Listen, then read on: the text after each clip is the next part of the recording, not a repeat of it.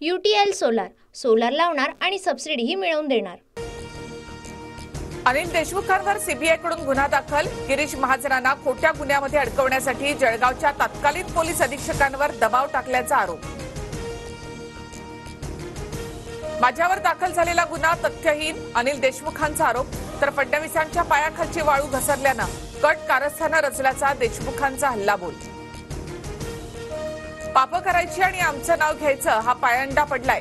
भाजप महिला मोर्चाच्या अध्यक्षा चित्रा वाघ यांचं अनिल देशमुखांना प्रत्युत्तर। तर आता निवडणुकीमध्ये 2 हात होऊनच जाऊ द्या, अनिल देशमुखांना आव्हान। मुख्यमंत्री पदाचा निर्णय संख्याबळावर होणार।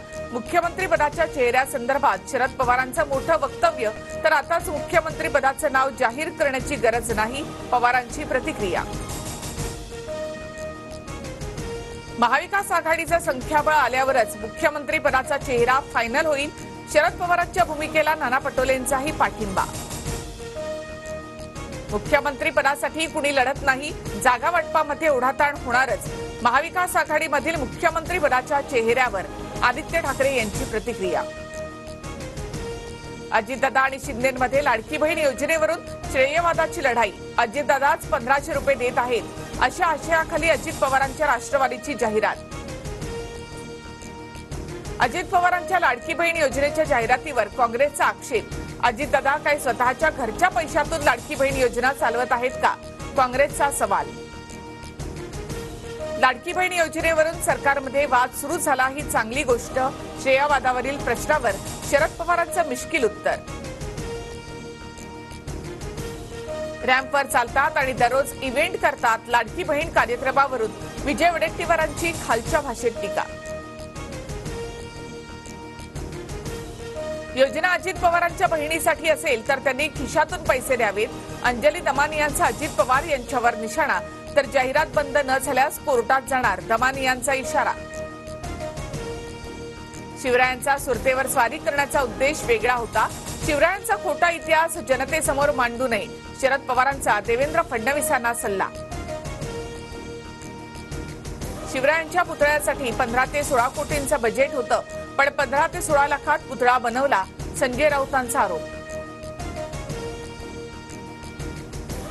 मुख्यमंत्री एकनाथ शिंदे आणि उपमुख्यमंत्री फडणवीस शेतकऱ्यांच्या बांधावर। लातूरच्या लोहारा गावात शेती नुकसानीची पाहणी। कोणतेही निकष अटी न ठेवता शेतकऱ्यांना मदत करणार, शिंदेंचं आश्वासन। नुकसान पाहणी दौऱ्यावेळी जरांगेंचा थेट कृषी मंत्री धनंजय मुंडेंना फोन। शेती नुकसानी संदर्भात जरांगेंची धनंजय मुंडेंसोबत फोनवरून चर्चा।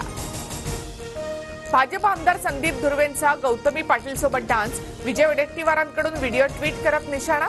तर अतिवृष्टीमुळे जिल्ह्यात झालेल्या नुकसानीचं भान नसल्याची वडेट्टीवारांची टीका। पूजा खेडकरचं अपंगत्व प्रमाणपत्र बनावट असल्याचं दिल्ली पोलिसांकडून मान्य। दिल्ली पोलिसांकडून हायकोर्टामध्ये स्टेटस रिपोर्ट दाखल। बनावट प्रमाणपत्र महाराष्ट्रामधून दिल्याचा दावा खोटा असल्याचं निष्पन्न। जनशताब्दी, तेजस आणि मंगळुरू एक्सप्रेस 30 सप्टेंबरपर्यंत सीएसएमटी ऐवजी ठाणे आणि दादरपर्यंतच धावणार। गणेशोत्सव काळामध्ये प्रवाशांची गैरसोय होण्याची शक्यता। UTL सोलार सोलार लावणार आणि सबसिडीही मिळवून देणार।